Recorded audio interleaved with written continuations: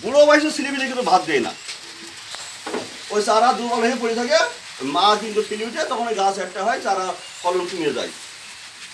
এই রাইসটা ধান লাগালি আপনাকে যদি শতকে 33 শতক বিঘে বলি আমরা, বিঘে যদি 25 মন হয়, আমি বলবো 33 শতকে 33 মন সম্ভব হবে রাইসটা ধান লাগালে। এতে আপনার সময় কম খরচ হবে, জমির উৎপাদন খরচ কম হবে, সার কম লাগবে, বীজ কম লাগবে, এবং কারো কাছে ধর্ণা দেওয়া লাগবে না যে ভাই আমার জমিটা ধানটা লাগাই দেন। এইভাবে আর কি রাজস্থান ধান লাগালে একবার যদি আপনারা করেন দেখবেন যে এটা আরামগত। আর চারা দেওয়া পদ্ধতি শিখিয়ে দিয়েছি, যেহেতু আমাদের বাংলাদেশের যে কৃষি,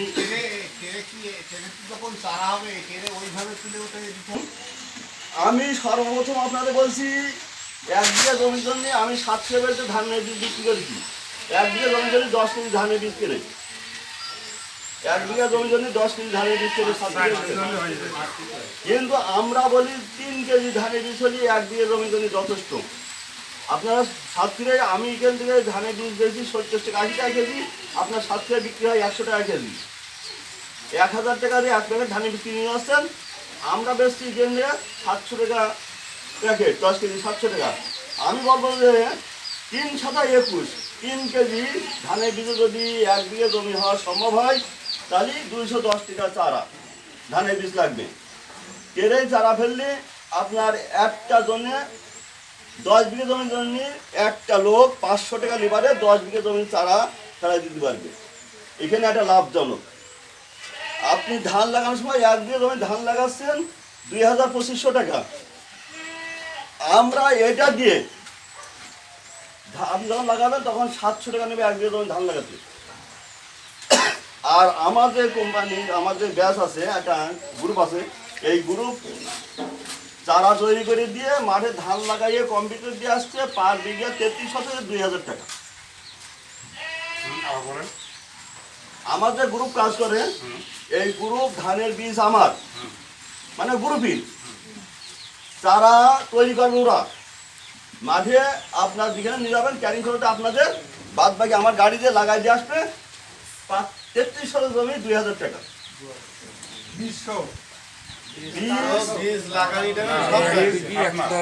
না বীজ আমার, বীজ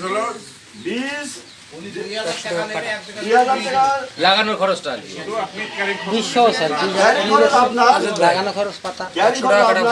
যদি আমরা রাখতাম, যদি আপনি এখন শ্রম কাটতে বলেন সাতক্ষীরায় আমার 1 বিঘা জমি ধান লাগাই দিয়ে আসেন, সেখানে তো আমার যাওয়া তো সম্ভব না, গাড়ি নিয়ে ক্যারিং করি আমার পড়তে হবে না, এই জন্যই ক্যারিং খরচ আপনাদের। 1 বিঘা জমি ধান চারা তৈরি করে বীজতে শুরু করে চারা তৈরি করে জমিতে ধান লাগাই দিয়ে আসবো 2000 টাকা। তাহলে আপনার যদি চারার থেকে বীজের থেকে চারা তৈরি করিয়ে ধান লাগানো পর্যন্ত আপনার মতো লোকের 3.5 থেকে 4,000 টাকা খরচ হবে, হিসেব করে দেখেন আপনারা। তাহলে এখানে একটা হাফ সাবসিডি আপনারা পেয়ে যাচ্ছেন। ফলনের ক্ষেত্রে দেখা যাচ্ছে যে অন্য জমিতে 33 থেকে 22 মন থেকে 25 মন হবে, আমি চ্যালেঞ্জ দেবো 25 থেকে 28 মন হবে রাজস্থান ধান লাগালে। আপনি পাইছেন? আমি অবশ্যই, এটা প্র্যাকটিক্যালে, আমি কিন্তু কোনো খবর বলছি না, সমস্ত প্র্যাকটিক্যালের কথাটা আমি বলতেছি। এরপরে দেখেন এই ধান লাগানোর পরে দিয়ে যে কোনো সার আপনি এই মেশিনই প্রয়োগ করতে পারবেন। ধান লাগানোর 5 থেকে 7 দিন পরে আপনি যে কোনো সার এই মেশিনই প্রয়োগ করতে পারবেন, ওই জমিতে আর যাওয়া লাগবে না, ওই জমিতে আর যাওয়া লাগবে না, একবারে সার কমপ্লিট, ডোজ কমপ্লিট। সারটা কোন জায়গায় যায়, সার কিন্তু প্রকৃত কাজে যায় না। আর যদি ভাত আপনার আমি আজকে খাতে দেবো, প্লেটে দেবো না, ছড়াই দেবো, তাহলে আপনি উপরে ভাত করা খাবেন আর নিচে যে ময়লা লাগা ভাত করেন খাবেন না, নষ্ট ভালাবেন না। তা আমরা সারটা তো দিচ্ছি, বাতাসে উড়ে যাচ্ছে, আমাদের কাজে লাগবে না। আমরা যদি ঠিক সারটা যদি ওই মাটির তলে দিতে পারি, তাহলে সমস্ত সারগুলো আমাদের গাছে খাতে পারবে, তার সুষম ব্যবহার হবে আর কি। সারের যে সুস্থ ব্যবহারটা, এই সুস্থ ব্যবহারটা হবে আর কি। যাক সারের স্যার আমি তার একটু বলে উঠে জিজ্ঞেস করলো, আপনি টিএসপি ফসফেট হলো কি করে মাটির সাথে ওটা ফিক্সড হয়ে যায়, ওটা অনেক দিন পরে ওটা অ্যাভেলেবেল হয়, আপনার ফসল হয়ে যাওয়ার পরেও দেখা যাচ্ছে ফসল হয়ে গেছে ফসফেট কাজে লাগতেছে না।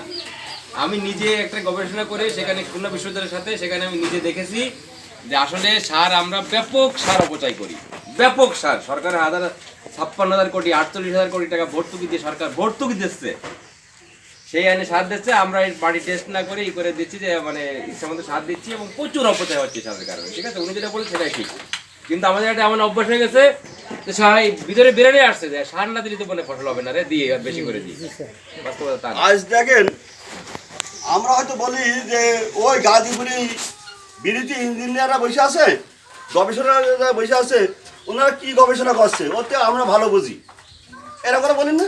কিন্তু প্র্যাকটিক্যালে যদি আমরা এই যে আজকে আমার বলতে হয়, না বললি নয় যে বিড়ির কথা আমি আমার প্রতিটা পশমে স্বীকার করবে বিড়ির কথা, কারণ তারা যে অক্লান্ত পরিশ্রম করে যে জিনিসগুলো বানাচ্ছে, এই জিনিসই যে সাধারণ লোকজন হয়তো মূল্যায়ন করতে পারে না, কিন্তু আজকে আমি বুঝতে পারছি যে এর কত মূল্য। কারণ এর যখন আপনি ব্যবহার করবেন তখন এর মূল্য বুঝবেন, যখন ব্যবহার করবেন না তখন মূল্য বুঝবেন না। এবার দেখেন এইখান থেকে আপনার রাজস্থান ধান লাগানোর কথা বলে দিলাম। এটা আপনারা একটা ভাই প্রশ্ন করেছিলেন যে ছোট করার কথা, 8 ইঞ্চি মেশিন আগে ছিল, 8 ইঞ্চি দিয়ে ধান হচ্ছে না, উৎপাদন কমে, মানে আমরা হাতে যা লাগাই তার থেকে উৎপাদন কম হচ্ছে, এই জন্যে 8 ইঞ্চি জায়গায় এখন 12 ইঞ্চি করেছে, 10 ইঞ্চি ঠেকবে। এটা কারণ কি, এ চলাফেরা হাওয়া বাতাস আর অতিরিক্ত চারা মানে কুশি গজায়, এই কুশি গজানোর কারণে কাশি দিয়ে এক কাশিতে একবারে কাটতে পারবে না।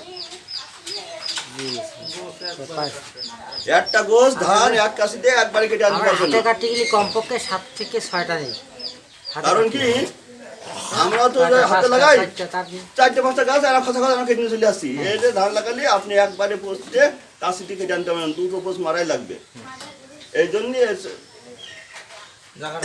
জায়গাটা 25 থেকে 30 দিন পরে দেখবেন জমিতে আর থাকবে। এই জন্য এরা হচ্ছে 12 ইঞ্চি করেছে, গবেষণা এই কাজ করেছে। তাহলে আমরা এখানে দেখলাম কি রাইস ট্রান্সপ্লান্টার দেখলাম, তাই না? ওখানে দেখেছি, ওখানে চারা তৈরি করেছি, আমরা দেখবো। এখন কথা হচ্ছে কি, ওই যে ভাই যেটা বললো ওই যে গ্রুপ করা, আপনারা কিন্তু এই জিনিসটাকে চ্যালেঞ্জ হিসেবে নিতে পারেন। কারণ একটা জিনিস যখন প্রথম দিকে আপনার কোনো প্রযুক্তি আসে তখন কিন্তু কৃষককে অনেক বুঝাই দেওয়া লাগে, কিন্তু যখন কৃষকের লাভ বুঝে যায় তখন কিন্তু আর বলা লাগে না, কৃষক অটোমেটিক কিনতে যায়। তা আমি মনে করি যে এই ভাই যেটা বললো নগদে, উনি শুনলেন সব, যে আপনারা এই গ্রুপই করে এখানে এখনো কিন্তু আপনার ভর্তুকি দিচ্ছে, এটা গ্রুপ করে নিলে কৃষকের সময় বাঁচবে, অর্থ বাঁচবে, শ্রম বাঁচবে, তাই না?